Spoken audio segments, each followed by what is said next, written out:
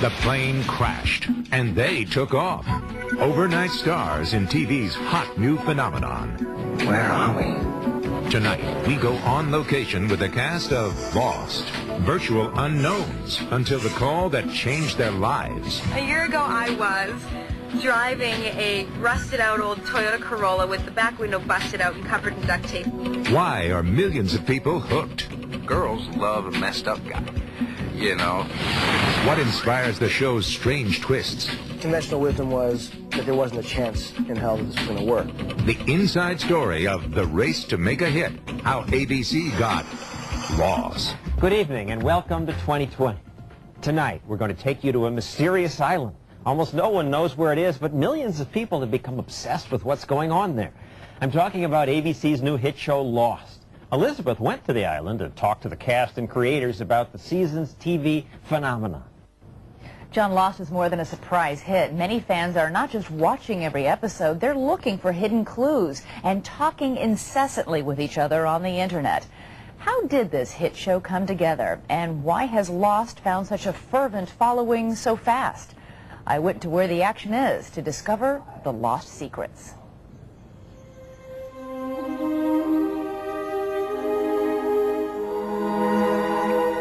This story takes place in a tropical paradise, but there are some dramatic wrinkles.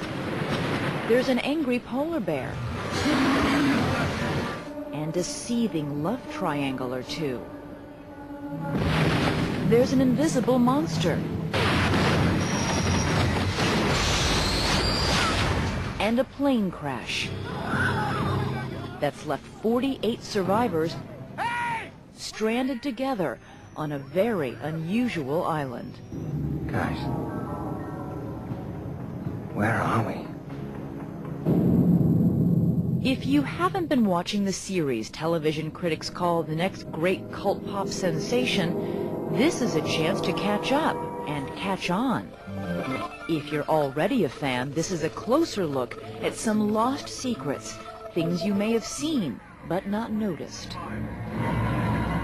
Lost's editors and producers are putting together the season finale on a program that's gone beyond hit to cultural phenomenon. The show averages more than 15.5 million viewers each week and spawned countless web locations where millions of avid fans can obsess about the show's secrets. Like, where is this mysterious island? Some guess they're trapped in the Bermuda Triangle. Another leading theory says they're all dead and in purgatory. Purgatory one is a great one. I love that theory, but it isn't what it is. I'd be frustrated if that were the answer, I gotta say. Why? Well, it has a tinge of it was all a dream. It sort of feels a little like... Do you think people would feel cheated if it turns out just to be a dream? Or you know what, again, purgatory? I don't know if people would. I would, though. So they're not in purgatory, and it's not a dream. And there is, producers say, a logical explanation for everything. Run! To them, the biggest shocker is the show's success. At the beginning, there were very few believers. Conventional wisdom was that there wasn't a chance in hell that this was going to work. From the word go, you know, everybody was kind of saying the show's too weird, nobody wants to see science fiction, it's on at 8 o'clock, it's too scary, there's too many characters. The story of how Lost blossomed from its shaky roots begins in another palm-shadowed, isolated, and mysterious locale, Hollywood.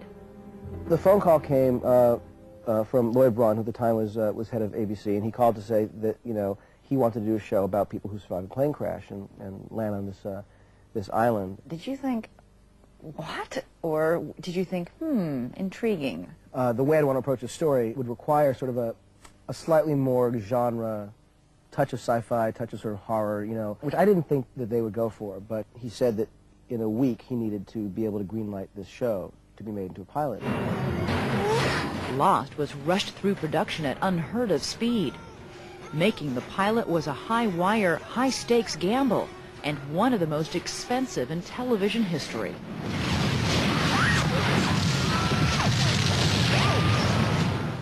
Casting director April Webster. It was very fast. We had very little time. You needed to fill 14 roles, major roles, Right. quickly. And it was towards sort of the end of the pilot season, so a lot of people had already been kind of snatched up. Chaotic as it was, they knew any hope for success depended on finding the right cast. This was sort of, you know, this crazy sort of catch-as-catch-can situation where we were writing the story as we were meeting people who would inspire the story. And I saw Jorge Garcia in Curb Your Enthusiasm. Create the illusion that we're friends talking here, all right? We brought him in, you know, the next day. We're like, okay, done. You know, You're basically casting people you like. Kind of. Yeah. And he was the first one we hired, was Jorge. And Terry O'Quinn. Terry O'Quinn had starred in the horror classic The Stepfather, playing a serial killer who slides easily from one identity to another. That adds an eerie echo to his role as the enigmatic John Locke. We just were sort of putting together, you know, this group of actors. Harold Perrineau caught their eye. Up for parole in 5. He'd been on stage and in the series Oz. The first call was like, J.J. Abrams, you know, he created Alias and Felicity. He loves your work. We really wants to meet you for the show. And my first thought was blah, blah, blah, blah, like Hollywood speak. They love you, you're great. And so, like, I just didn't pay any attention until, you know, the day I walked into the room and they were like, Harold! And they really were, like, not like gushing fans, but total, like, we love you, we want you to come and do this thing. Suddenly, like, I was, you know, 2 feet taller, and it's like, yes, I'm great, that's right, you're right. Sure, we should be in business together. Right? You know what I mean? They also wanted to do business with Yun Jin Kim, who read for the female lead. We spoke with her and other cast members at their jungle location in Hawaii. Were you, when you heard the premise of the show, what did you think? Because a lot of people thought it was preposterous. Either this is going to be the best, one of the best TV shows, or the worst. Something that people make fun of. Oh yeah, we're sort of like the survivors. No, we're Gillian Islands. I mean, it's just, you know, but I thought that this was something very, very special. Korean-born Yun Jin Kim didn't get the role she read for, but she did inspire the writers to create 2 more characters. It's an international flight. We thought we want a couple who doesn't speak English. So it was a little nuts how we suddenly had, I think, twice as many regulars as they said we were allowed. Upping the risk factor, several key roles went to young actors who were still relatively new to the business. Emily DeRaven, Ian Somerhalder, and Maggie Grace. We are fortunate enough to have a beautiful cast. Lost executive producer Brian Burke says the youth and beauty of their casting choices set off lots of jokes, one from a friend in the business. He says, so let me get this straight. There's a plane crash and everyone dies except for the UCLA volleyball team? Ow! Son of a bitch! What the hell are you doing? The cast's fresh faces were balanced by some who'd been Hollywood hardened. Josh Holloway says he struggled for 8 years without getting an acting break. He was ready to give up. I felt like I was just this, like, souped-up car parked in a garage, you know, and nobody wanted to drive it. So I'm like, come on, let me out of the gate. Were you going to quit? Oh, yeah. That was it? Done. I just got my real estate license, and I had a conversation with my fiancée, wife now, and I asked her if she would still be with me if I was a forest ranger. Holloway says he poured his own anger and frustration into the character of Sawyer, the show's tender tough guy, or tough tender guy. Girls love a messed up guy, you know, who's tough and man's man, but somewhere in there he's got a heart. Sawyer, right behind you, jackass. Sawyer's bad boy plays off heroic Dr. Jack Shepard, who becomes the leader of the lost flock. That role went to seasoned actor Matthew Fox. This idea of a bunch of people being in the middle of an environment in which all the rules of society are taken away is something that's really fascinating to me, so I was really into it. Producers had their male lead, but pressure mounted as the time for location filming closed in, and there was still no leading lady.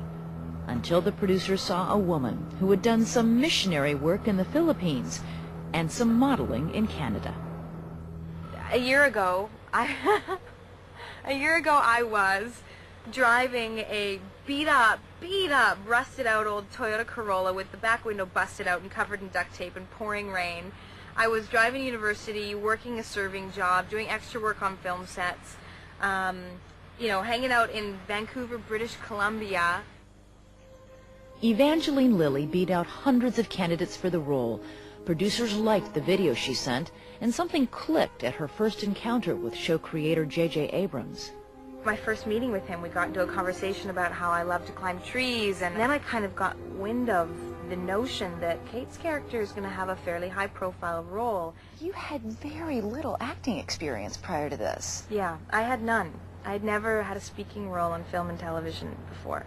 So I was terrified.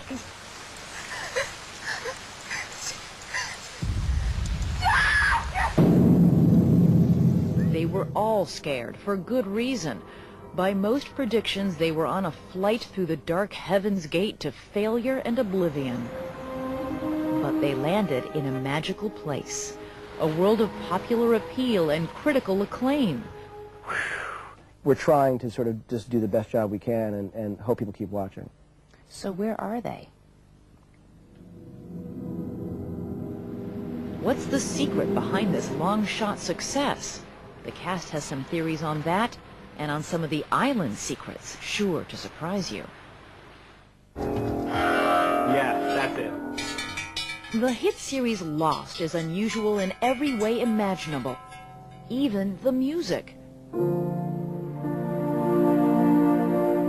While most television production uses cheaper synthesizers, Lost records with an orchestra and a conductor, keeping pace with the show sequences. Just like a little decrescendo in 43. Composer Michael Giacchino has a reason for using that technique and sold it to series creator J.J. Abrams. I told J.J. we've got to do it with live players every week. I mean, it's going to add a real layer of emotion to this otherwise unbelievable premise that you're trying to put out to these people. Turns out that wild premise, stranding 48 plane crash survivors on a mysterious island, was an instant hit. One primary reason for the show's success is the characters. Fans became fanatically attached to this group.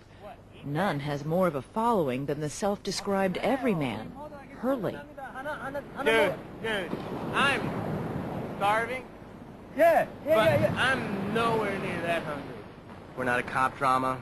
We're not a hospital. We're not lawyers. Our characters are people that people want to know more about and want to, you know, come back to. It's a diverse collection of souls, among them a spoiled brother and sister. I've just been through a trauma here, okay? We've all been through a trauma. The only difference is since the crash, you've actually given yourself a pedicure. There's also an estranged father and son, a pregnant Australian woman, a brittle Korean couple, and a former Iraqi soldier. Said. And there's this disparate group of different races, cultures, backgrounds, and it's a kind of microcosm, I think, of society at the moment. Somebody called it a mini United Nations in the cast. That's nice. What's interesting is that you find characters are suddenly set free from the way they were defined in the other world. That's certainly true for the character of Jin, a Korean who speaks no English. The actor who plays him, Daniel Dae Kim, says it's a character that breaks the movie stereotypes of Asian men. Very rarely have we been in a position to be seen in a positive light.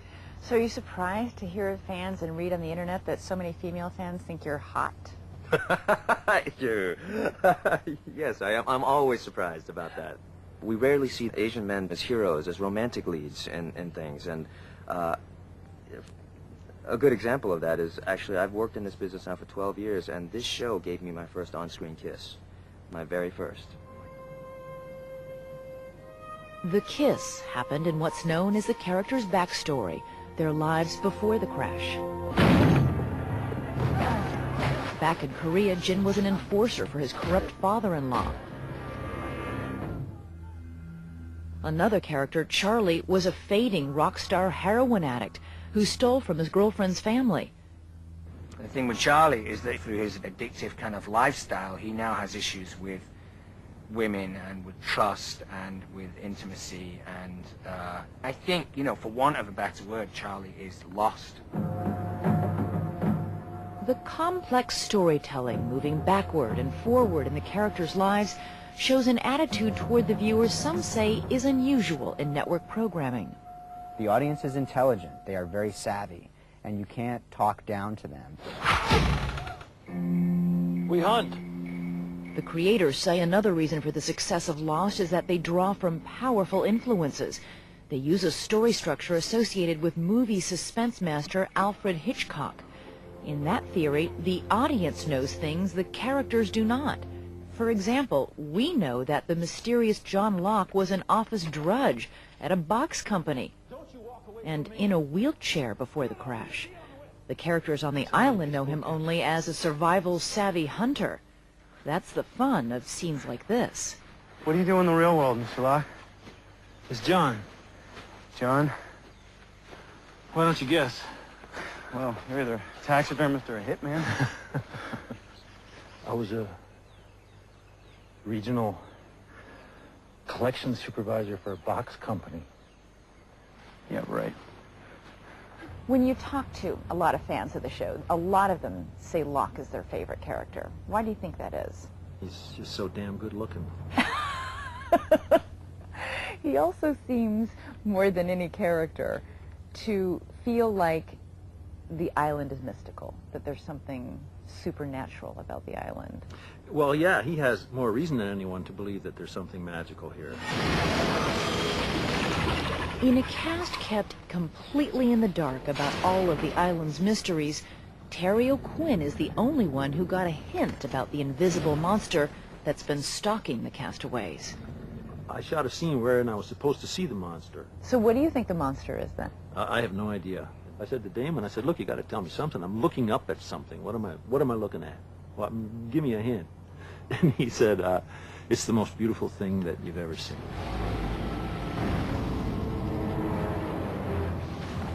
The monster is the kind of supernaturally flavored mystery that the Lost producers loved in the movies and TV shows that influenced them. The only reason why we do what we do is to try and make the kind of entertainment we grew up watching. They say nods to their favorite movies pop up everywhere. This shot from a Lost episode references this shot from the creepy classic Carrie. The pregnant Claire in the Lost Island's dangerous jungle echoes Mia Farrow from Rosemary's Baby in Danger on Another Island, Manhattan. But among all the influences on their work, one sparkles most brightly. They were all major fans of The Twilight Zone, created by Rod Serling. What you're about to watch is a nightmare. He did inspire all of us to talk about issues and events that a lot of people like to not talk about. The producers say another reason that Lost has hit such a nerve is that the series reflects some serious social issues. In the sort of post-9/11 world, the sense that we all live with some lurking threat out there, I think that hangs over all of our lives. How do we survive? You know, if that, God forbid, if that dirty bomb went off in the neighborhood, that neighbor I never talked to, or that person sitting next to me on the plane, what would I do? But if we can't live together, we're going to die alone. In a program with a serious side, there's a need to be reminded that the stakes are high. The stakes are life and death. I think the audience is going to want, you know, people to die, you know. People can't survive, Yeah. all of them, in that environment. Exactly, because I think everybody sort of has this reality gene now in their brains when they're watching. They want people to be voted off, you know. It's the gladiator arena. Everybody, the crowd is like, you know, come on, like, you know, spare no one. We want blood. When word got out that someone was going to perish, there was a roar of speculation on the internet and nervous dread among the cast. It's terrible. That part has been rough. For this to happen now, I'm just, I mean, I thank God every day, and I love it. I don't want to die, and I'm just getting started. I called my mom that one of us dies this year. First thing she said was, "Not Sawyer." She wasn't worried about your and character? I was like, she then tries to cover it up by going, "Oh, I knew it wouldn't be you because you would tell me," and blah, blah, blah. The youngest cast member didn't want anybody to go.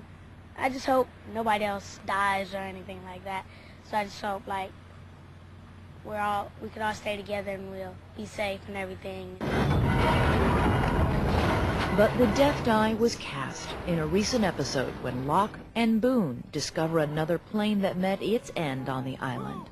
Boone, get out!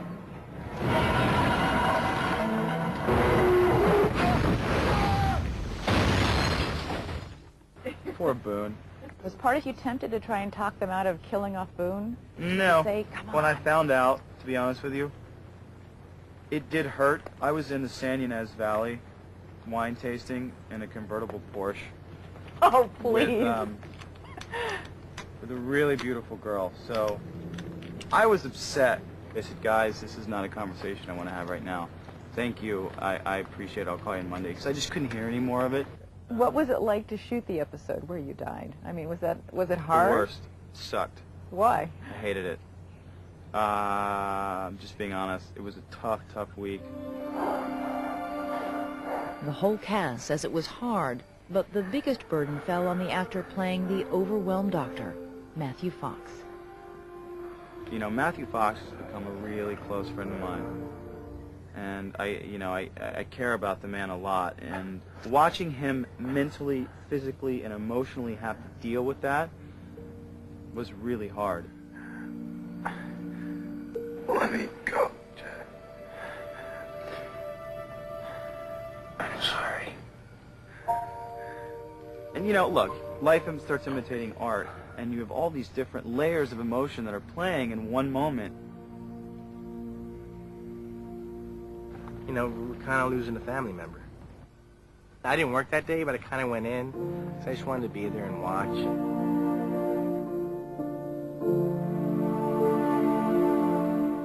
Boone's death and funeral episodes touched people behind the scenes as well.